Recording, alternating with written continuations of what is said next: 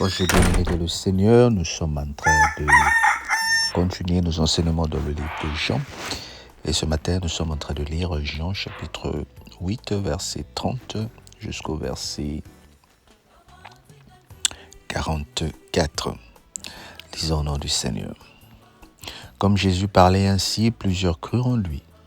Et il dit aux Juifs qui avaient cru en lui, « Si vous demeurez dans ma parole, vous êtes vraiment mes disciples. Vous connaîtrez la vérité et la vérité vous affranchira. » Ils lui répondirent, « Nous sommes la prospérité d'Abraham et nous ne fûmes jamais esclaves de personne. Comment dis-tu, vous deviendrez libres? En vérité, je vous le dis. » Leur répliqua Jésus, « Quiconque se livre au péché est esclave du péché. Or l'esclave ne demeure pas toujours dans la maison.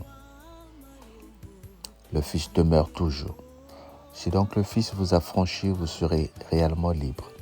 Je sais que vous êtes de la prospérité d'Abraham, mais vous cherchez à me faire mourir, parce que ma parole ne pénètre pas en vous.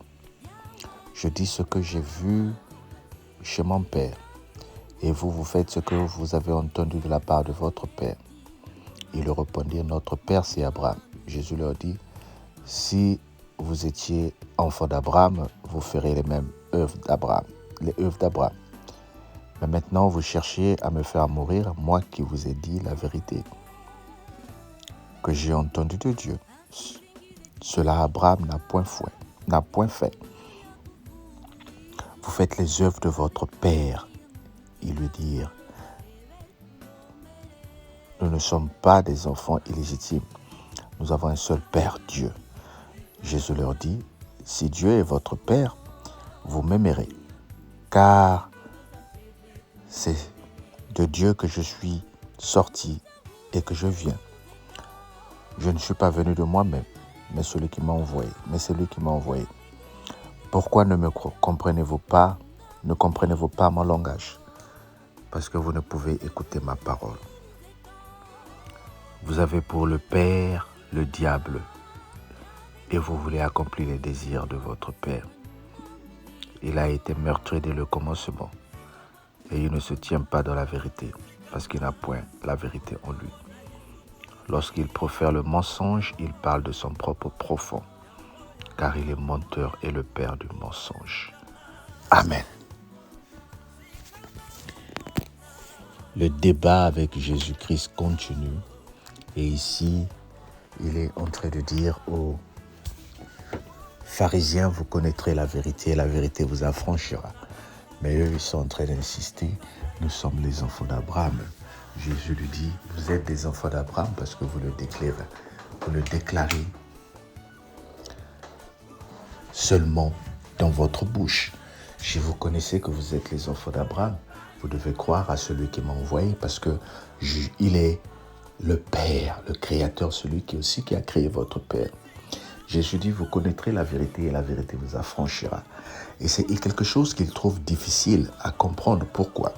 Parce qu'ils pensent que la loi qu'ils ont reçue de la part de Moïse, c'est ça qui leur a franchi de la vérité. Alors que la loi nous rend esclaves, bien-aimés. La loi, les commandements, le règlement que nous créons nous-mêmes, ça nous rend esclaves. Nous devenons comme des exécuteurs des choses que les autres ont arrêtées. Qui tue par l'épée périra par l'épée. Parce que tu n'as pas été réglo à la cellule, tu es suspendu. Parce que tu n'as pas été réglo à l'église, tu es puni. La loi automatiquement envoie la punition. La loi automatiquement envoie toutes ces choses-là qui nous mettent dans des problèmes. Mais le Seigneur dit, vous connaîtrez la vérité et la vérité vous affranchira. La vérité, c'est-à-dire la parole de Dieu que le Seigneur est en train de donner, doit nous affranchir, bien-aimés. Parce qu'avec Jésus-Christ, nous sommes libres, nous ne sommes plus condamnés. Quelle que soit la loi, mais lorsque nous venons vers Dieu et que nous nous humilions, le problème avec les pharisiens, il n'y a pas de pardon. Il n'y a pas de repentance. Don pour don, eux pour eux. Don pour don, eux pour eux. C'est-à-dire, tu as commis quelque chose, on doit automatiquement te sanctionner. Mais Jésus est en train de leur expliquer ici, il est le Dieu d'amour. Es-tu avec ce Dieu d'amour-là? Réalises-tu cet amour lorsque quelque chose se produit dans ta famille? Ou tu es celui qui applique la loi pour sanctionner les autres? Et quand les autres sont en train de dire « pardonne-moi », tu dis « non ». Laisse-moi d'abord dormir dans ma colère. Laisse-moi digérer ma colère. Et lorsque je serai bien, je reviendrai vers toi. Qu'est-ce que tu sais quand tu seras bien? Peut-être que la personne ne sera plus là. Or, avec Jésus-Christ, automatiquement, nous nous sommes en train de nous réconcilier. Parce qu'il dit, si quelqu'un dit qu'il n'a pas de péché, il fait de Dieu un menteur. Nous avons tous des fautes. Et la majorité des cas, lorsque nous commettons des fautes, nous voulons qu'on nous pardonne. Nous voulons qu'on nous justifie. Mais lorsque cela arrive envers les autres qui nous ont fait du mal, nous appliquons la loi, nous sortons les grands règlements. Oui, je ne suis pas en train de prêcher contre la justice des hommes. Bien sûr qu'il y a la justice des hommes. Parce que ce n'est pas parce que tu es chrétien et que tu as volé, tu dis pardon, on doit te pardonner et ne pas te sanctionner. Non.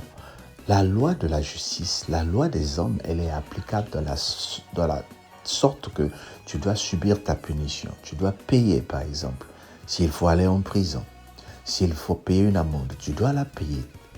Mais cette loi-là, elle est très limitée parce qu'elle te laisse des séquelles. Des séquelles dans telle sorte que on t'a condamné, tu es allé en prison, mais automatiquement, ils mettent sur ton casier judiciaire que tu avais été en prison. Et cela parfois te suit pendant 5 ans. Mais avec notre Dieu, quand tu as commis ta faute, quand tu t'es repenti, il te châtie, il châtie le pécheur. Mais quand tu t'es repenti, il oublie. Est-ce que tu vois la différence entre ton Dieu et mon Dieu, entre notre Dieu et le Dieu de ce monde? Le Dieu de ce monde, lui, il te punit, il te sanctionne et il garde ça dans ton record. Ça est là sur ton casier judiciaire. Mais avec Dieu, il n'y a pas de casier judiciaire. C'est Jésus-Christ qui est devenu notre casier judiciaire. Par son sang, nous sommes sanctifiés. Par son sang, nous avons la vie éternelle. Par son sang, nous sommes sauvés. As-tu reçu le sang de Jésus? As-tu accepté le Seigneur Jésus comme Seigneur et Sauveur? Alors, sois heureux parce que son sang, nous a sanctifiés. Et quelle que soit la condamnation des hommes, nous sommes libres. Que le Seigneur te bénisse. Amen. Seigneur, je te prie pour une personne qui a écouté cette parole. Fortifie la personne. Donne-lui le zèle. Donne-lui l'amour. Donne-lui cette espérance que je suis sanctifié par le sang de Jésus. Amen. Parce que tu es sanctifié, aide-nous à partager et à dire à une personne que le Seigneur l'aime. Passe une très bonne journée et on se dit à demain.